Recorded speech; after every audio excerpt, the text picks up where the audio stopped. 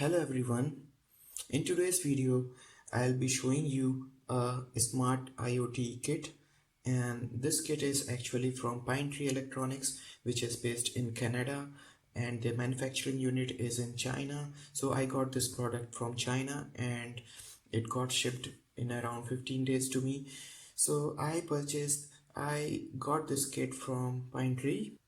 So I'm going to show you how this kit can be useful for your projects, and if you are an hobbyist, how you can learn from it, how you can do various experiments on it. And if you are new to electronics, then you can learn so many things from this kit. This single kit can have so many modules and sensors that you can use. Now let's get started. As you can see on the top, we have various sensors, various modules like fire sensor, PIR sensor, RFID, and then temperature and humidity. So I hope all these things are inside. So we should just open and see now.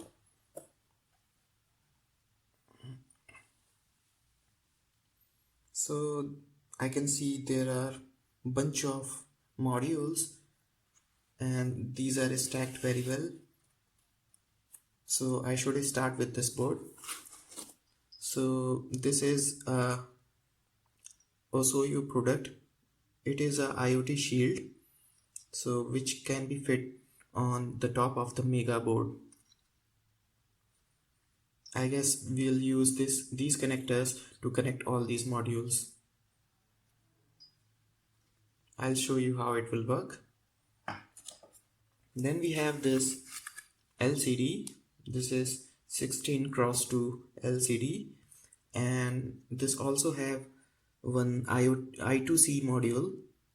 So you can use this LCD with the help of I2C protocol. You can communicate with this LCD from your controller. Then we have this motor module. I have never seen this small motor. It is very small, simple DC motor, but looks so sturdy and so cute. And let's see the next item. This is the ultrasonic module.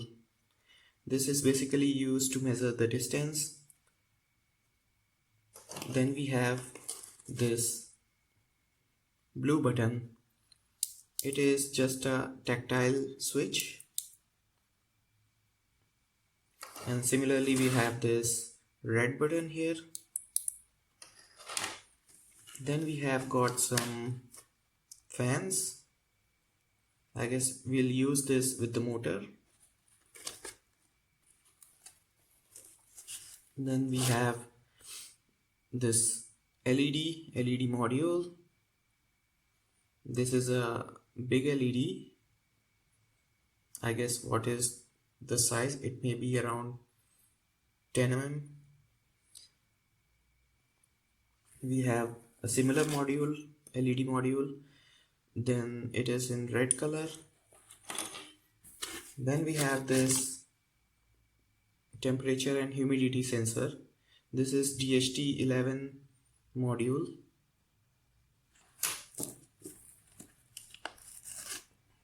The next is the PIR sensor. So this detects the motion. So whenever there is any motion, anything is moving, then it detects it and sends the signal to the controller. And at last we have this buzzer. It just makes some sound. We can use it for alarm. Let's look inside what is under this. So there we have this, I think it is a guide, user manual.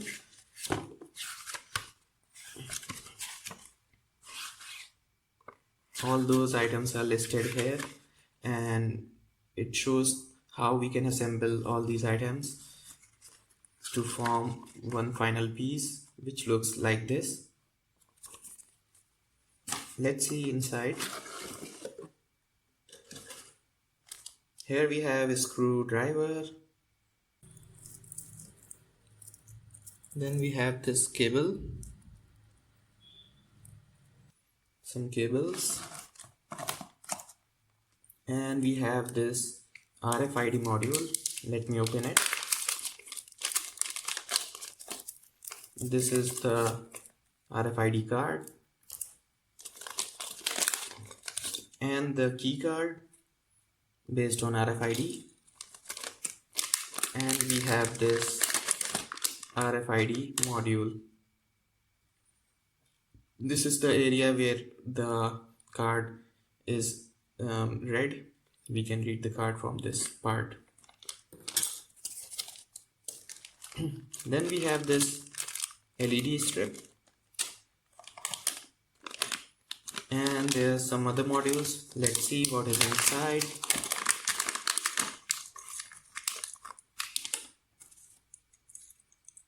First one is the RGB module, and then we have this flame sensor. It senses the flame, and we have this LDR. Okay, so this detects the intensity of the light and it sends the signal to the controller in the form, and this signal can be in the form of digital or analog. Depends, we have this analog to digital converter or not. Next thing is this servo motor. It is very small. It is from Osoyoo itself. Then we have some bunch of screws and nuts, and these are the parts of servo motor. Then we have these, I think this is rubber band.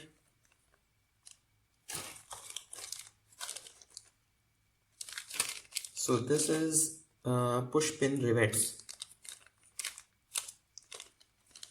I think this will hold all these modules on the frame.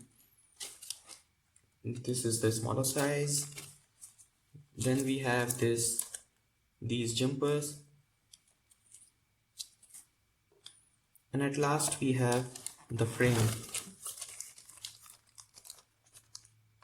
So this is the set of frames, and I think this is wooden. Yeah, the quality is nice. So what I'll do, I'll just assemble all these items and then I'll show you how all these things work one by one. And one more thing I want to show, this is the Mega 2560 board which I have purchased from outside. So I'll be using this board and I'll be programming this board using the cable, which is this type of cable, and the adapter that we had, the IoT shield that we had. This shield will fit on the top of this like this. Then we'll be able to use these together. So to power up these devices, to power up the microcontroller and all these modules, we'll be using this lithium-ion battery, which is 3.7 volt, 18650, which is the code or the model number, I guess, and this is 6000 mAh, but you can also use 3000, but the voltage should be 3.7, and I'm using two of these. One good thing about all these items, all these modules and sensors, is that every module is like the same shape and size, and they have used the same holes, same pattern, and the connector on the same side. Then we have this module or sensor on the top. You can see this. So the designing is very well, and I know it might have taken so much time for them to manufacture and to design all these modules. So it looks like they have given so much effort, they have made so much effort to design all these things, and using the high quality material. It is also very impressive for me. So now we'll assemble all of these, and let's see how much time it takes for me to assemble all these things together.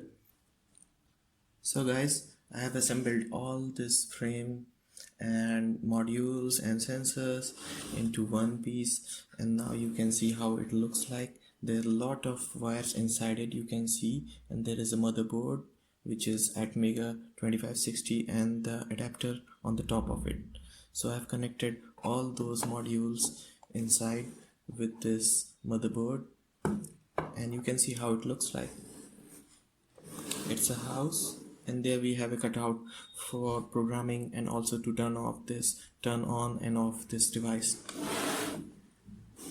On the top we have this motor module. This is a fan. Then we have this RFID module in the front. This will be used with the key card which I have here.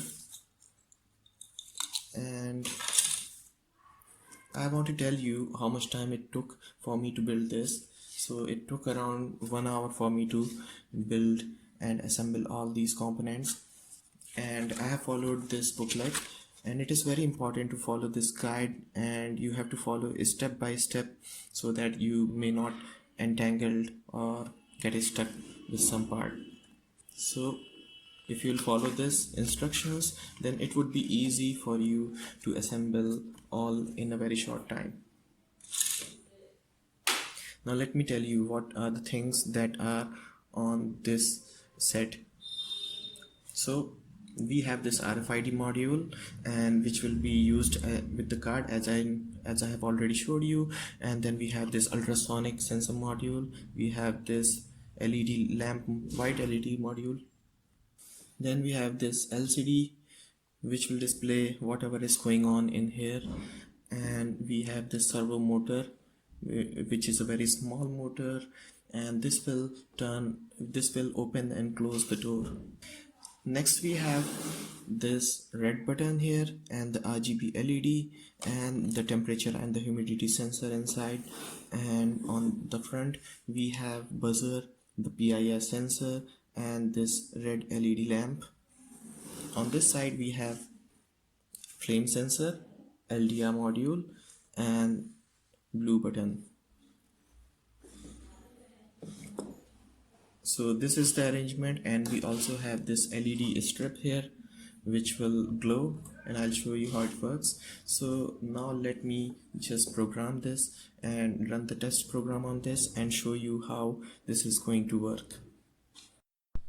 So now I have this cable which I'll be using to program this at Mega 2560 board. I'll just plug it in from here, and then you can see it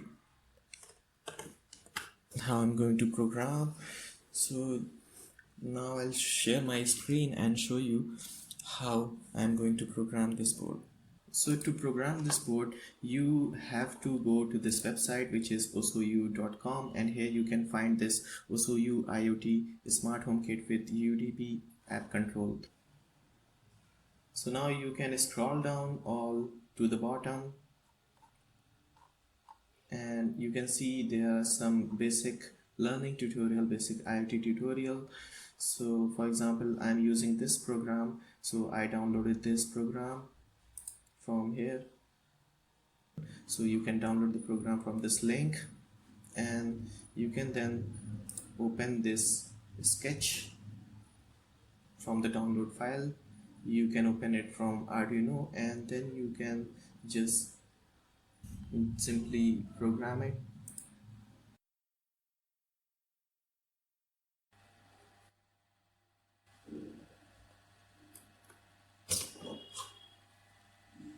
As you can see, this is turned on, and it is connecting to the SSID which is Technimore. So I have already my Wi-Fi turned on, hotspot is on, so it will just go there and connect through the UDP protocol.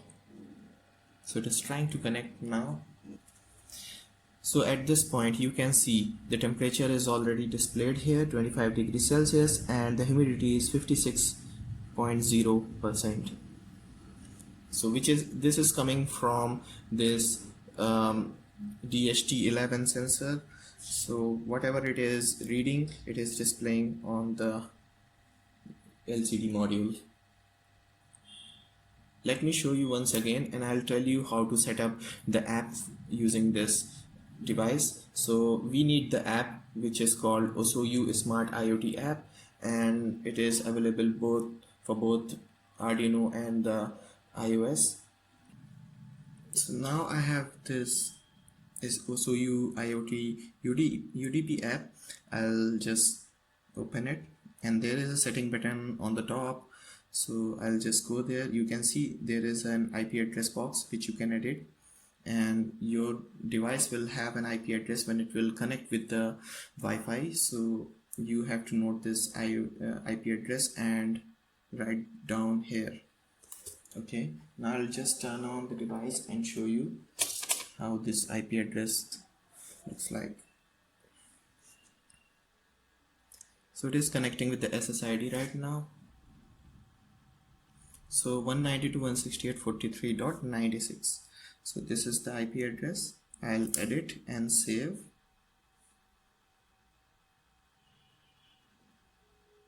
Then I'll go back. Now I'll show you how all these components are working. Okay, so for this, first I'll be showing you how this LED will turn on when there will be darkness inside this house. Let me tilt it. This LDR here will detect the light, and when there is less intensity of light, then it will turn on this LED. So I'll cover this LDR, and you can see how this light is turned on. I'll remove and I'll cover. So this is how it works. This is an automatic light, so whenever there is darkness, you can just turn on the LED. And then we have this red button which will turn on this fan and the LED. Look how beautiful it looks like, and this LED is spread out everywhere, and this makes a very good view. You can turn it off again by pressing this.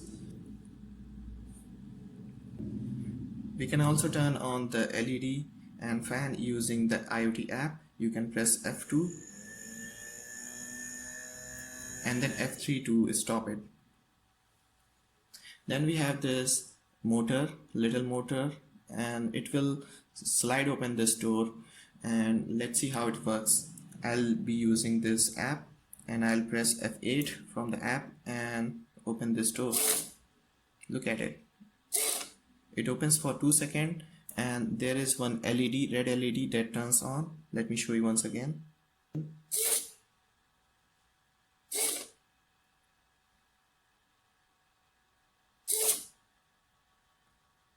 As you can see, it is working like that. The next thing we have is this flame sensor, which is here, and I'll be using this lighter to create a flame, and let's see how this reacts.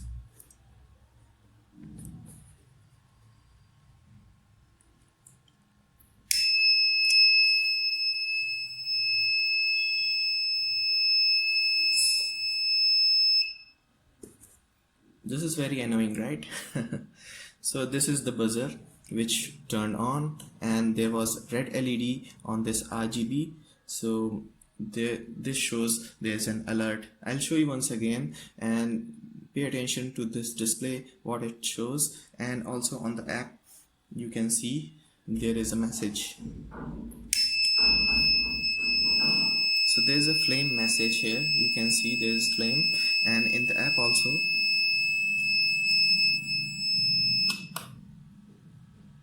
And I can turn off this alarm using either this button, blue button, or I can turn off using the app by pressing F1 key.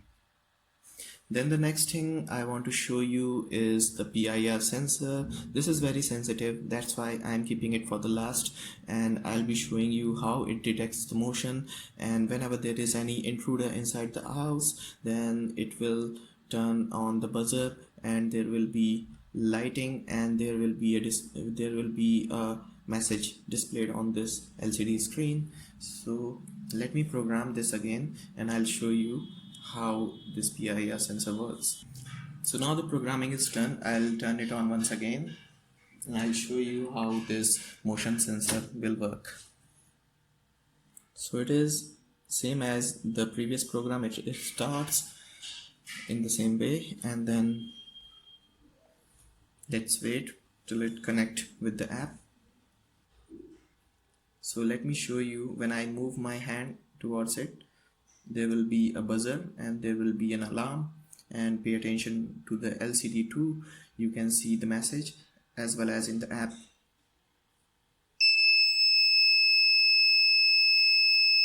So to turn it off, I can either use this, but using this is actually, I have to be quick. I can either use this. So to turn it off, I can just use this blue button, or I can use F1 on my app. See, it is stopped. Let me show you once again how it works. So when I'll bring my hand like this, it detects. So I'll close this with my app. It is so annoying actually, because it is very sensitive, and this is a very small house and it is detecting all the motions around it. Even when I'm moving my hand a little bit far from here, then also it detects it. So now I'm going to show you how this RFID module works. So let me plug it in again and I'll upload this program. So the programming is done. Now I'll just turn on. Let me open the app again. You can see it is on the network and the door is closed now. So now I'll use this card. You can see the door is open and the light also turns on. See, it is working. Now I'm going to use this key card, which does not have the access to the door. So this is the unknown card. Access is denied. So nothing happens when you try to open this door using the key card which is not authorized. And now let's open the door using this button. You can open the door from inside. As you can see, it works the same way.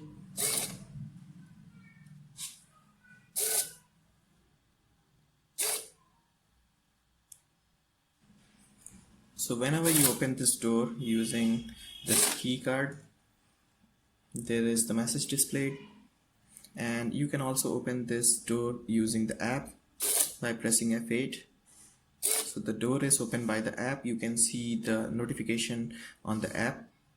So it shows the door is opened by app like this.